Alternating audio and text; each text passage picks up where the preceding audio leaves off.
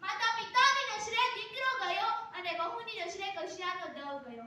સિક્કાની બીજી બાજુએ જોતા અર્થાત વહુની નજરે જોતા બાળપણથી યુવાની સુધીની સફરમાં તે તેના માતા પિતા સાથે રહીને આવતી યુવતી પાસેથી તેની સાસુ કે જે 30 થી 40 વર્ષના અનુભવના આધારે તેમના જેવા વર્તન અને રીતિની અપેક્ષા રાખે તો એ ક્યાંનો ન્યાય છે? મારા મત મુજબ કહું તો વૃદ્ધાશ્રમને અટકાવવાના બે પાસા છે. જેમાંનું પહેલું પાસું છે તે સ્ત્રી છે. પરિવારના એકાત્મકતાનો આધાર છે સ્ત્રી. સ્ત્રી વગરના પરિવારની કલ્પના ન થઈ શકે. માતા, દીકરી, બહેન, દાદી વગેરે સ્વરૂપે રહેલી સ્ત્રીના સાનિધ્યમાં જ તેમનો પરિવાર ફૂલે ફાલે છે. કશ્યપની સોચ છે માનવીની. પથ્થરમાં એ ભગવાનને શોધે છે, પથ્થરમાં એ ભગવાનને શોધે છે, પણ ભગવાન જેની અંદર છે તેને વૃદ્ધાશ્રમમાં મોકલે છે. પણ ભગવાન જેની અંદર છે તેને વૃદ્ધાશ્રમમાં મોકલે છે. મા-બાપને વૃદ્ધાશ્રમમાં મૂકવા જતા દીકરાઓ માટે મને પ્રણવ પંડ્યાનો શેર યાદ આવે છે.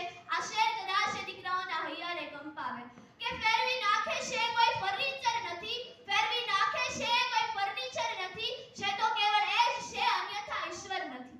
બેગમાં ભગવાનની સાથે તારો ફોટો પણ મૂક્યો, બેગમાં ભગવાનની સાથે તારો ફોટો પણ મૂક્યો, પણ તું જોઈ જાય નહીં ને એટલે ઉપર નથી, પણ તું જોઈ જાય નહીં ને એટલે ઉપર નથી.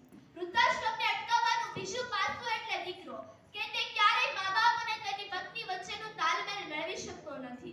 કે જે બીજો દીકરો આવતા તેમની માતાનો પહેલા સંતાન પ્રત્યેનો પ્રેમ ઓછો થતો નથી, તેવી જ રીતે પત્નીના આવ્યા બાદ દીકરાનો તેની માતા પ્રત્યે પ્રેમ પણ ઓછો ન થવો જોઈએ અને પત્ની પ્રત્યેનો પ્રેમ પણ તેમની માતાના લીધે ઓછો ન થવો જોઈએ.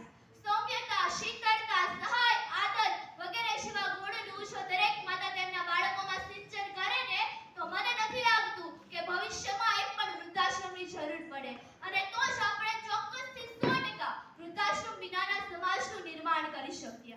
અંતમાં